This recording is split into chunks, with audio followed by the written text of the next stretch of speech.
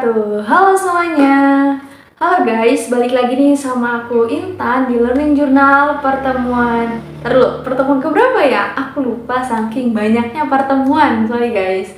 Kalau seperti biasa nih, aku mau membagikan sedikit cerita aku, materi yang aku pelajari di pertemuan kemarin. Yakni kita itu ngebahas tentang creative writing pada penulisan berita dan artikel. Penasaran kan? Kalian pasti penasaran? Simak terus ya! Jadi guys, di minggu lalu itu kita ngebahas tentang memahami dan menerapkan creative writing untuk meningkatkan daya tarik berita dan juga artikel.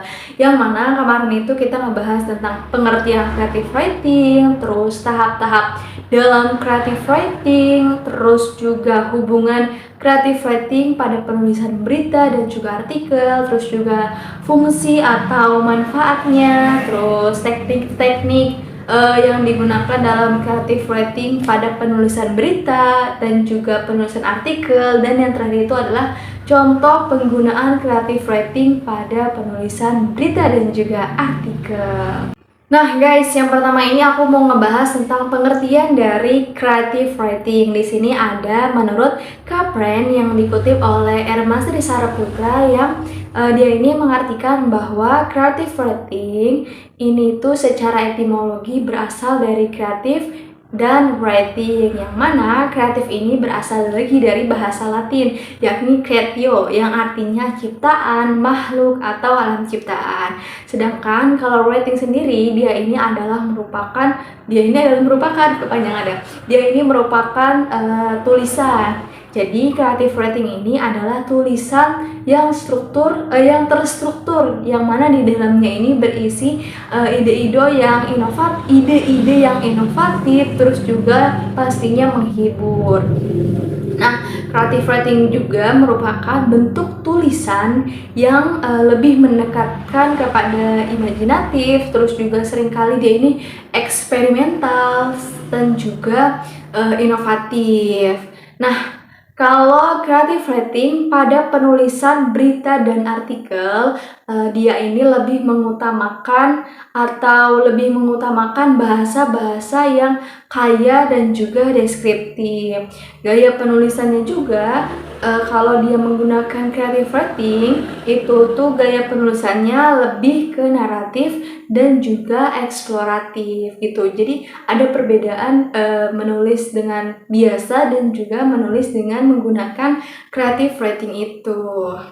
Selanjutnya itu kita ngebahas tentang tahap-tahap creative writing. Nah, tahap-tahap creative writing ini merupakan salah satu hal atau tahap-tahap yang dilakukan seorang penulis untuk menghasilkan karya-karya yang menarik dan juga berkualitas bagi para pembacanya. Nah, kalau di sini itu ada menurut William Miller, dia mengungkapkan bahwa tahap-tahap menulis kreatif itu diantaranya yang pertama ada tahap persiapan atau pra penulisan, yang mana di tahap ini itu si penulis mulai merencanakan, mulai menyiapkan dan juga mulai mengumpulkan bahan-bahan yang akan dia buat tulisan. Selanjutnya itu ada tahap inkubasi. Nah, di tahap inkubasi ini si penulis mulai memproses ide-ide yang dia temukan. Selanjutnya itu ada tahap iluminasi. Nah, kalau di tahap ini si penulis itu mulai menambahkan atau memperbanyak inspirasi-inspirasi ke dalam tulisannya. Selanjutnya itu ada tahap verifikasi atau tahap evaluasi. Nah, kalau di sini itu si penulis mulai mengecek kembali tulisan-tulisannya, apakah ada yang typo, apakah ada argumen yang salah atau lain sebagainya. Dan yang terakhir itu ada tahap publikasi. Seperti kita tahu lah ya, tahap publikasi ini tahap terakhir yang ada di dalam suatu penulisan. Itu aja sih tahap-tahap dari penulisan kreatif. Selanjutnya itu kita ngebahas tentang hubungan creative writing pada penulisan berita dan artikel. Nah, di sini ada hubungan dan persamaan creative writing pada penulisan berita dan artikel. Yang pertama itu ada teknik naratif, yang mana teknik naratif ini merupakan penulisan kreatif yang sering digunakan di dalam artikel fitur. Nah, atau berita juga sih sering dia untuk membuat cerita ini lebih menarik. Dia menggunakan teknik naratif. Yang kedua itu adalah penggunaan bahasa.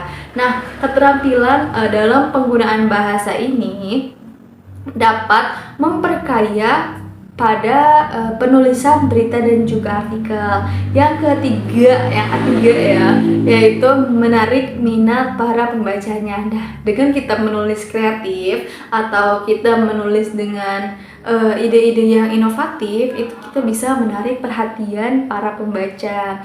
Yang terakhir itu adalah struktur dan juga disiplin. Nah, teman-teman, selanjutnya itu ada manfaat dari penggunaan creative writing pada penulisan berita dan juga artikel. Nah, ada beberapa manfaat nih. Yang pertama itu adalah lebih menarik dan juga lebih berkesan. Selanjutnya itu adalah untuk mengembangkan keterampilan dalam berkomunikasi. Selanjutnya itu adalah untuk meningkatkan kreativitas dan juga inovasi bagi para penulisnya atau bagi para pembacanya. Selanjutnya itu ada untuk meningkatkan keterampilan analitis dan juga pemecahan masalah. Yang selanjutnya itu adalah untuk meningkatkan kesadaran dan juga empati bagi para pembaca. Selanjutnya itu ada untuk meningkatkan kemampuan beradaptasi terhadap perubahan-perubahan yang ada. Yang terakhir itu adalah manfaatnya sebagai peluang kerja tambahan bagi para penulis. Selanjutnya teman-teman, kita ngebahas tentang teknik-teknik creative writing pada penulisan berita. Nah, ini ada banyak banget nih teman-teman. Yang pertama itu adalah berpikir exterior of the box. Yang kedua itu adalah menggunakan detail sensori, contohnya kayak kita menjelaskan tentang rasa makanan atau masakan yang ada di suatu pasar gitu ya. Yang ketiga itu adalah membangun emosi para pembacanya. Jadi cerita-cerita kita tuh kayak menggambarkan banget nih perasaan yang si tokoh cerita ini gitu ya. Yang keempat itu adalah menggunakan metafora dan simbolisme, yang mana dia ini menggunakan berbagai teknik kayak pemilihan katanya yang bagus, terus juga plot-plotnya dan juga karakter yang ada di dalam ceritanya. Yang keempat itu adalah yang kelima itu adalah menggunakan gaya bahasa yang unik, kayak bahasa-bahasa zaman sekarang lah yang unik-unik gitu ya. Terus yang berapa tuh aku lupa ya. Yang selanjutnya pokoknya menggunakan imajinasi. Yang selanjutnya itu menggunakan ekspresi pribadi, yang mana memberikan ruang bagi para penulis ini untuk mengekspresikan perasaannya, idenya, dan juga pengalaman yang mereka alami. Selanjutnya itu adalah menggunakan attentive, yang mana menggunakan attentive ini adalah mengamati dan juga memperhatikan detail-detail kecil dalam kehidupan sehari-hari.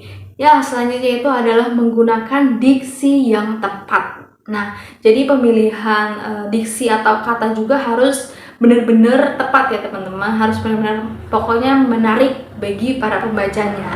Dan yang terakhir itu adalah menggunakan ketekunan. Jadi seorang penulis juga harus tekun nih dalam menulis cerita yang mau dia tulis. Jadi nggak asal bikin cerita aja gitu. Nah, kalau tadi kita membahas tentang teknik creative writing pada penulisan berita, sekarang teknik creative writing pada penulisan artikel. Nah, ada beberapa nih. Yang pertama itu adalah memahami audiens. Yang kedua itu adalah membuat lead yang menarik minat para pembaca. Yang ketiga itu adalah menggunakan bahasa-bahasa yang efektif. Yang keempat itu adalah menggunakan struktur artikel lah biasa ya, ada lead, ada tubuh, ada ekor, dan lain sebagainya. Terus itu ada storytelling, selanjutnya itu ada keterampilan riset, yang selanjutnya itu ada revisi dan juga editing, dan yang terakhir itu adalah etika dalam penulisan artikel itu. Nah, yang terakhir ini kita ngebahas tentang contoh dari creative writing pada penulisan berita dan juga artikel. Nah, yang berita dulu nih teman-teman ya. Kalau berita yang biasa kan judul beritanya kayak gini, kebakaran di pasar tradisional tidak menyebabkan korban jiwa. Nah, kalau si berita menggunakan creative writing, dia bakalan jadi kayak gini. Kebakaran api menghanguskan pasar tradisional, kehilangan lebih dari sekedar barang dagangan.